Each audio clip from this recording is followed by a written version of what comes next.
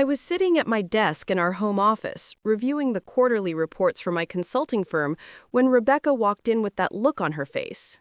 You know the one. The look that says she's made a decision about something important, and she's convinced herself it's the right thing to do, consequences be damned. After 5 years together, 3 of them engaged, I'd learned to recognize that particular expression. My stomach tightened instinctively. "Marcus, we need to talk," she said, closing the door behind her even though we were alone in the house. The afternoon sun streamed through the windows, casting long shadows across the hardwood floor. Everything seemed normal, peaceful even.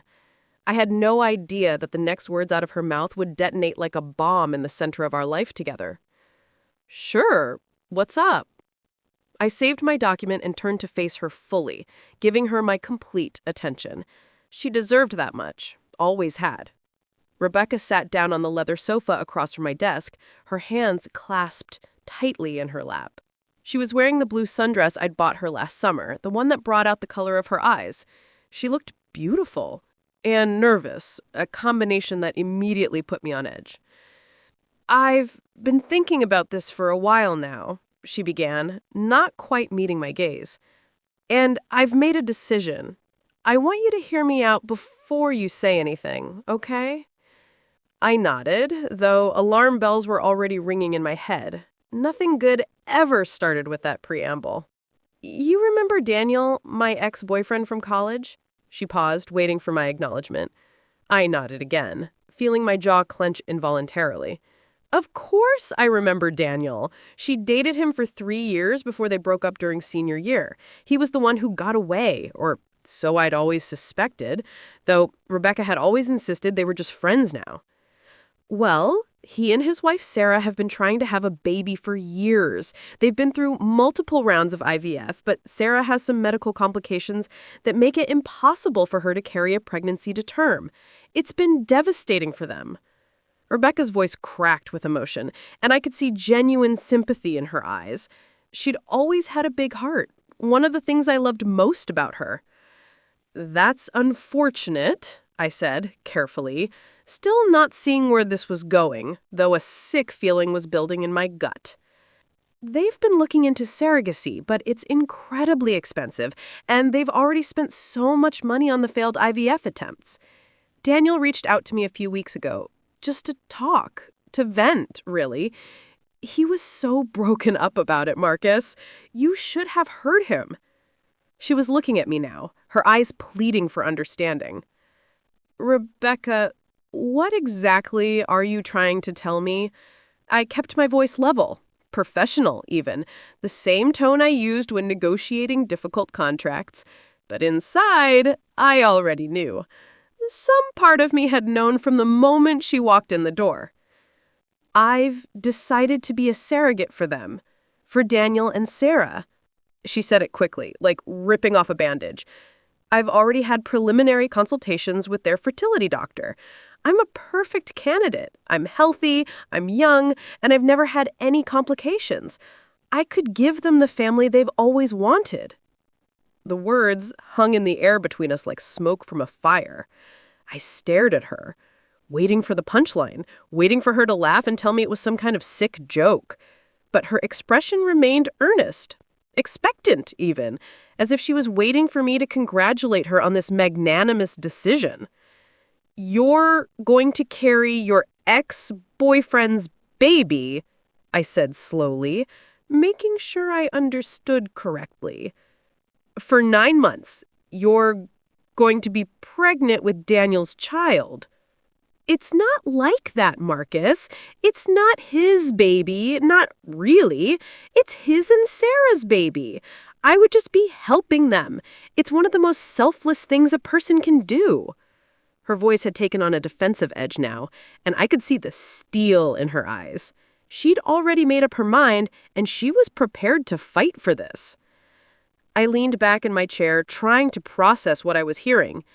"Did it ever occur to you," I said quietly, still looking out the window, "that carrying another man's child, your ex-boyfriend's child specifically, might be a problem for me?"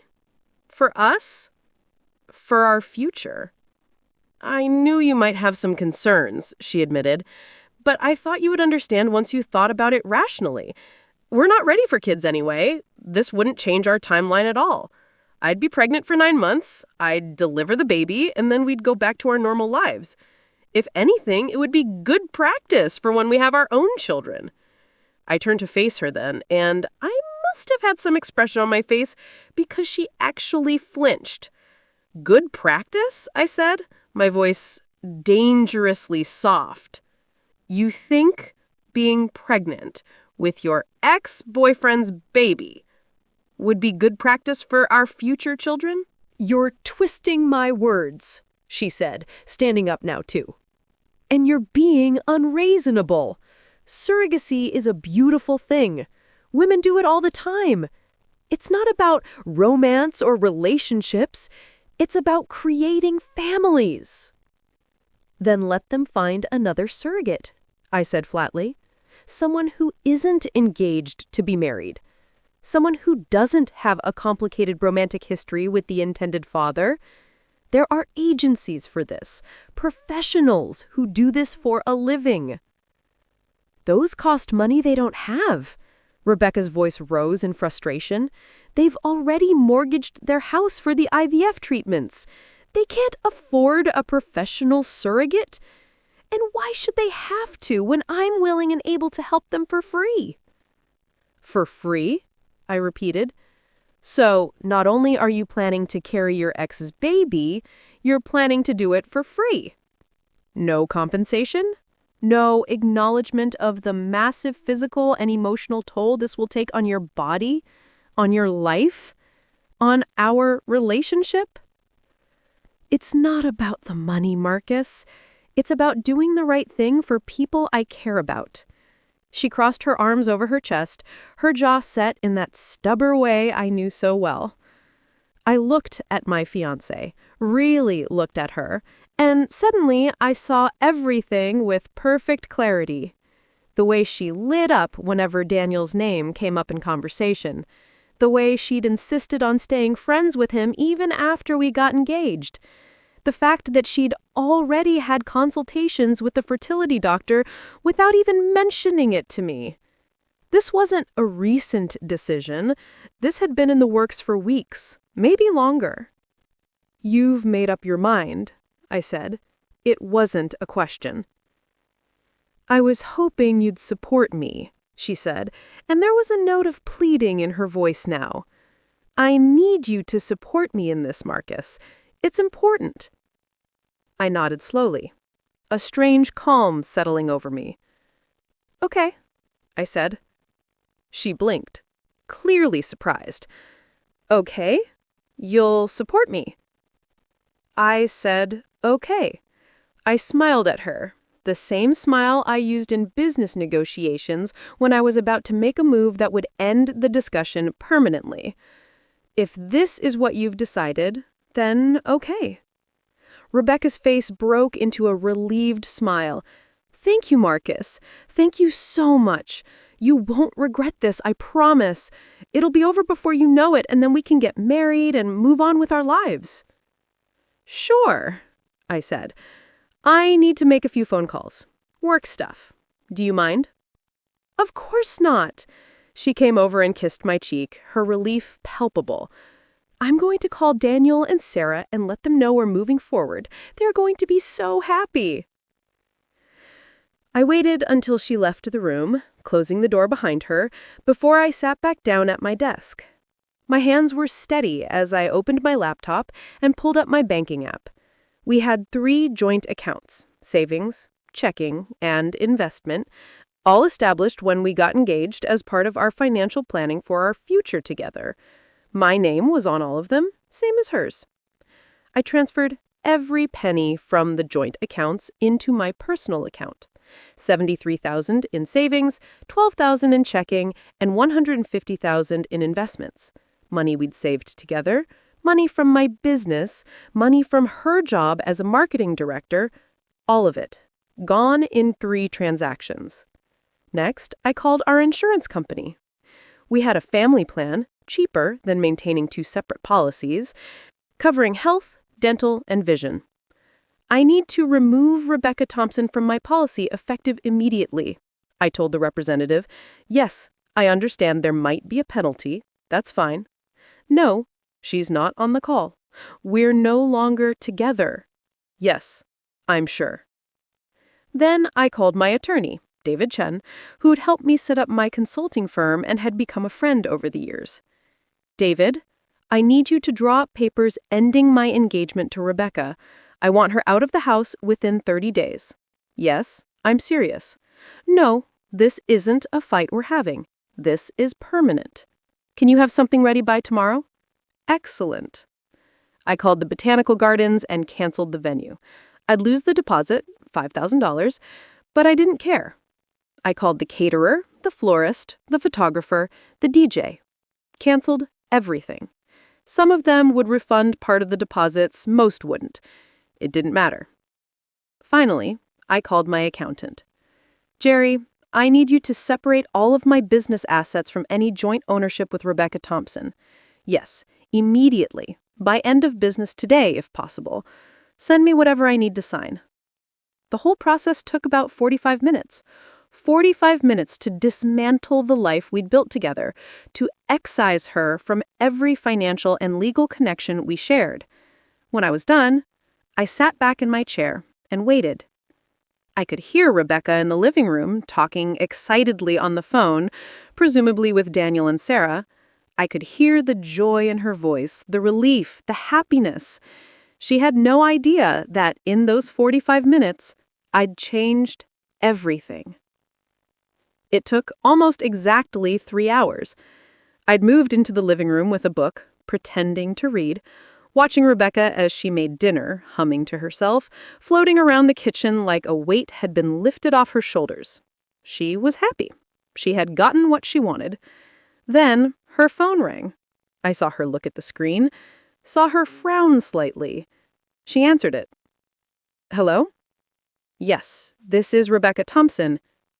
What? No, that must be a mistake. Can you check again? I watched her face change, watched the confusion turn to alarm, then to panic. What do you mean the account is closed? That's not possible. There must be some kind of error. She looked over at me, and I met her gaze calmly, my expression neutral. She hung up and immediately started tapping on her phone, pulling up the banking app. I watched her face go pale as she stared at the screen. Marcus, she said, her voice shaking. The accounts. All the money, it's gone. Is it? I asked mildly, turning a page in my book. Where did it go? What happened? She was scrolling frantically now, checking each account, finding them all empty or closed. I moved it, I said simply. She stared at me. You moved it?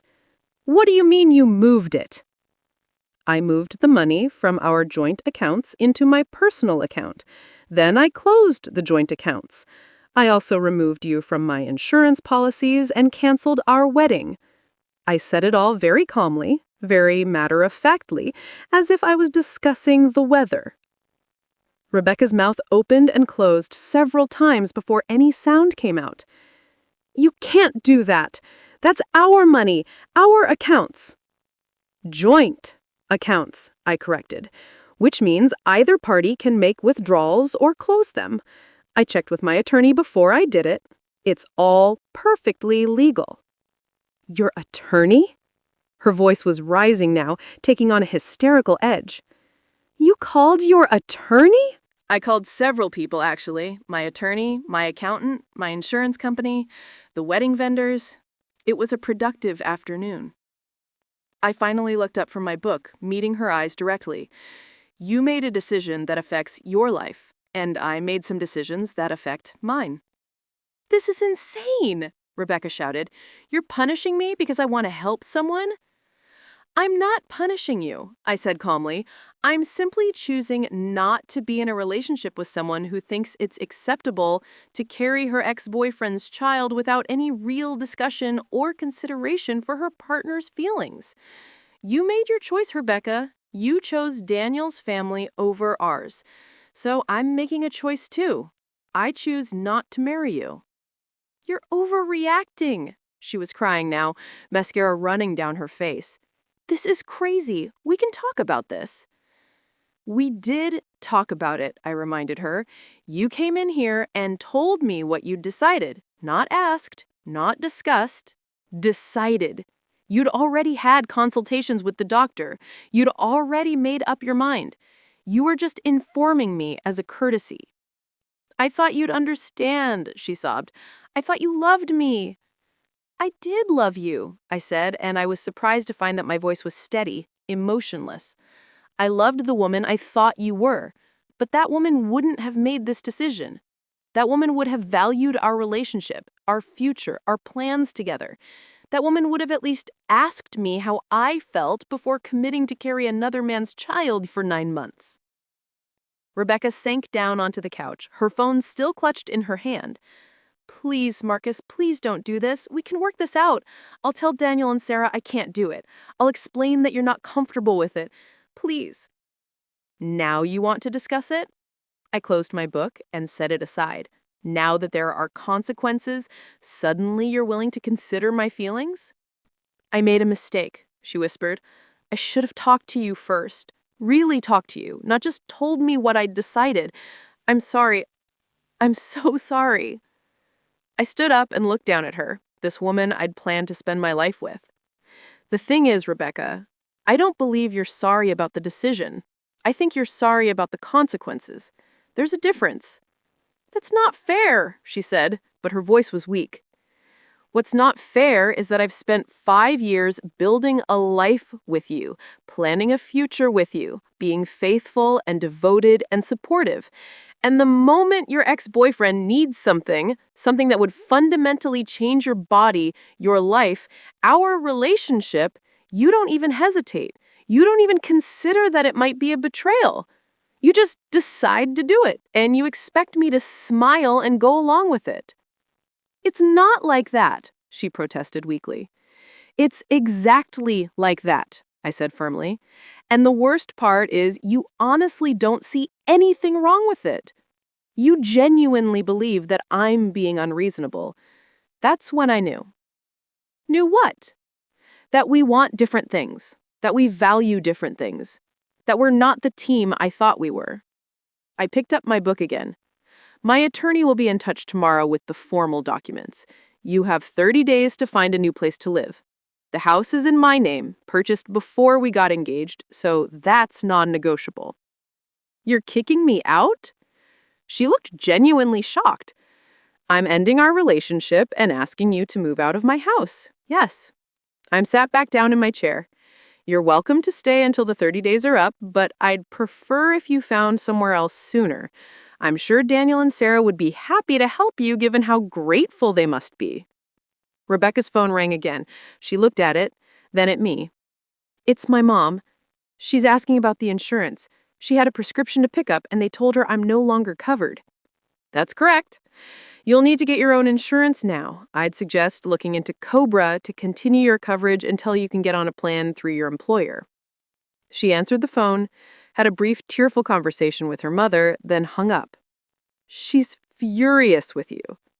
I imagine a lot of people will be. I don't particularly care. What about the deposits for the wedding? We'll lose thousands of dollars. Already lost, I said. I canceled everything this afternoon. Consider it the cost of your decision. Rebecca sat there in silence for a long moment, staring at her phone. Then she looked up at me with red, swollen eyes. If I call Daniel and Sarah right now and tell them I can't be their surrogate, will you reconsider? No, I said simply. Why not? Her voice broke on the question. Because even if you made that call right now, you'd resent me for it. You'd spend the rest of our marriage thinking about how I made you give up this noble, generous thing you wanted to do. You'd blame me every time Daniel and Sarah struggled with infertility. Eventually, that resentment would poison everything between us. I looked at her steadily. And more importantly, because you already showed me who you really are. You showed me that when it comes down to it, Daniel's needs are more important to you than my feelings. I can't unknow that. That's not fair, she whispered. Is it not? If it were anyone else, anyone but your ex-boyfriend, would you have even considered it? If it were your brother or your best friend from work, would you have made this decision without talking to me first? I waited, watching her face. The answer is on your face, Rebecca. We both know the truth. She stood up abruptly. I need to go out. I need to clear my head. That's fine. Take all the time you need. I opened my book again, finding my place on the page. You're really not going to change your mind? There was a desperate hope in her voice that was almost painful to hear. No, I said without looking up. I'm not. I heard her grab her keys and purse, heard the front door open and close. Through the window, I watched her car pull out of the driveway and disappear down the street. Only then did I close my book and let out a long, shaky breath. The truth is, I felt nothing. No anger, no sadness, no regret. Just a profound emptiness where my love for Rebecca used to be. It was like something had switched off in my chest the moment she told me her decision. Or maybe it was the realization that she'd been planning this for weeks without telling me. Or maybe it was the look on her face when she talked about Daniel and how broken up he was. A tenderness in her expression I hadn't seen in years. Whatever it was done. We were done. My phone buzzed with a text. It was David Chen, my attorney. Spoke with colleague who specializes in family law. Documents will be ready tomorrow at 10 a.m. Also, you did the right thing. Call me if you need anything. I texted back a thank you and set my phone aside. Around me, the house was quiet, empty. It was my house again, just mine. I'd bought it 5 years ago, before Rebecca moved in, before we got engaged. Everything of real value in here was mine. She'd contributed furniture, decorations, personal items, but the house itself, the foundation, was mine. I wondered briefly if I was being too harsh, if my response was disproportionate to what she'd done. But then I remembered the look on her face when she told me, the absolute certainty that I would just accept it, that I wouldn't question or push back. She'd taken me for granted. She had assumed I loved her enough to swallow my pride, my feelings, my legitimate concerns about her carrying her ex-boyfriend's child. She'd been wrong. My phone rang. It was my mother. I debated not answering, but I knew she'd just keep calling. Hi, Mom. Marcus, Rebecca just called me in tears saying you've left her. What's going on? My mother had always liked Rebecca, had been excited about the wedding. I didn't leave her, Mom. I ended our engagement. There's a difference. What happened? She said something about a misunderstanding, about helping someone? I gave my mother the abbreviated version, watching her expression shift from confusion to shock to understanding through the phone. Oh, Marcus, she said when I finished. I'm so sorry. Don't be sorry, Mom. I'm not. Are you sure about this? Maybe if you two talked it through.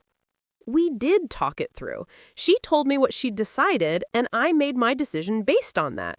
I'm not going to marry someone who thinks it's acceptable to carry her ex-boyfriend's child without any real consideration for how that might affect her fiancé.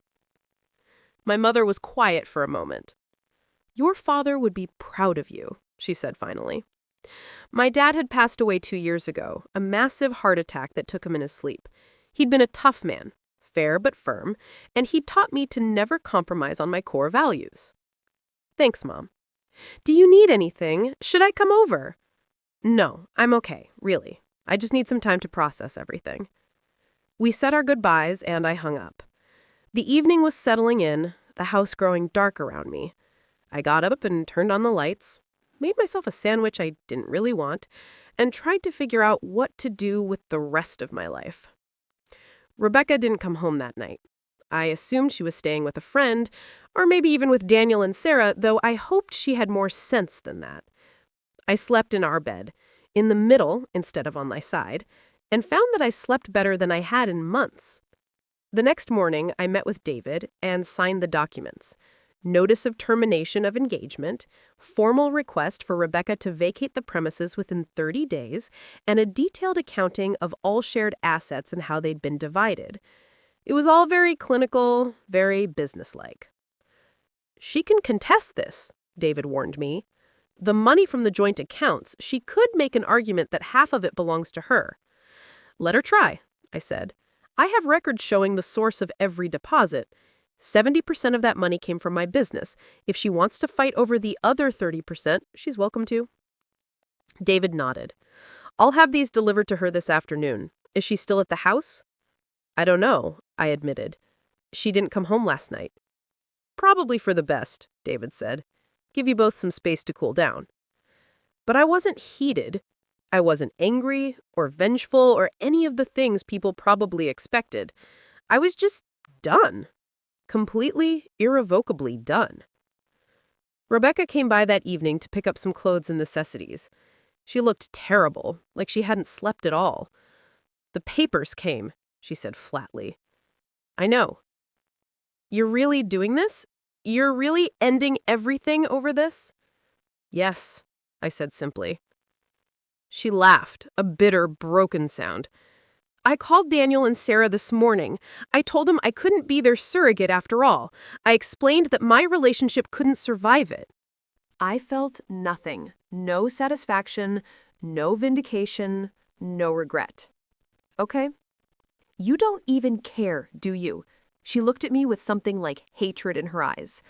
"I gave up something incredibly important to me, something that would have helped people I care about, and you don't even care." "You gave it up to try to manipulate me into taking you back," I corrected, "not because you suddenly understood why it was wrong. If I said right now that we could get back together, you'd be on the phone with them before I finished the sentence." She didn't deny it.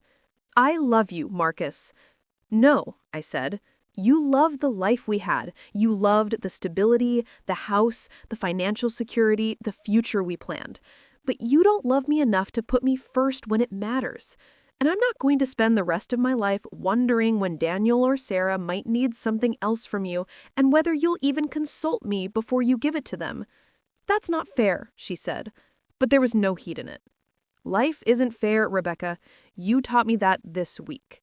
She gathered her things in silence and left without another word. I watched her car pull away and wondered if I'd ever see her again. Probably at some point we'd have to divide up the last of the shared items, handle the final paperwork, maybe run into each other somewhere since we lived in the same city. But for all intents and purposes, it was over. 5 years, 3 of them engaged, ended in 3 hours of phone calls and the click of a mouse transferring money between accounts. Word spread quickly. Friends called, confused and concerned. Some took Rebecca's side, saying I'd overreacted, that I was being cruel and vindictive. Others understood, or at least said they did. I lost some friendships in the aftermath, but I gained clarity about who really knew me and valued me. Rebecca's friends were particularly vicious on social media, painting me as a controlling monster who'd financially abused my fiancé. I didn't respond to any of it. I just blocked them and moved on. 3 weeks later, Rebecca moved out the last of her things. She'd found an apartment across town, was getting on with her life. She looked healthier, more put together. She'd moved on faster than I would have expected. "I hope you find what you're looking for," she said as she carried the last box to her car. "I hope you do too." And I meant it. I didn't hate her. I just couldn't be with her. A month after that, I heard through mutual friends that she'd reconnected with Daniel and Sarah, that she'd agreed to be their surrogate after all. Apparently, her new job had better insurance that would cover the pregnancy complications. Or maybe she was just doing it for free again. I didn't ask for details. It didn't matter anymore. What mattered was that I'd stood up for myself. I'd refused to be taken for granted, to be a supporting character in someone else's story with their ex. I'd drawn a line and stuck to it, even when it cost me everything I thought I wanted. And you know what? I didn't regret it. Not for a second. Some people might call me cold or heartless or unforgiving, but I call it having standards. I call it knowing my worth.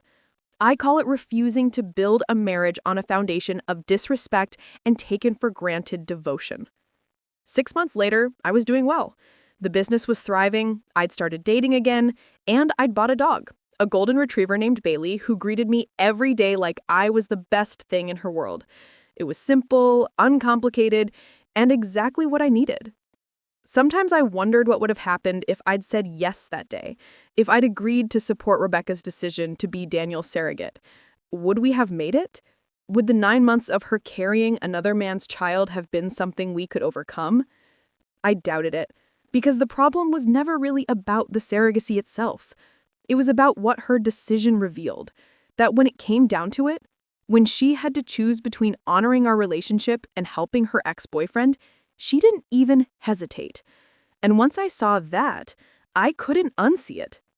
People make mistakes. People have lapses in judgment. I understood that. But some mistakes reveal fundamental incompatibilities, fundamental differences in values and priorities. Rebecca's mistake was one of those, and I refused to spend my life pretending it wasn't.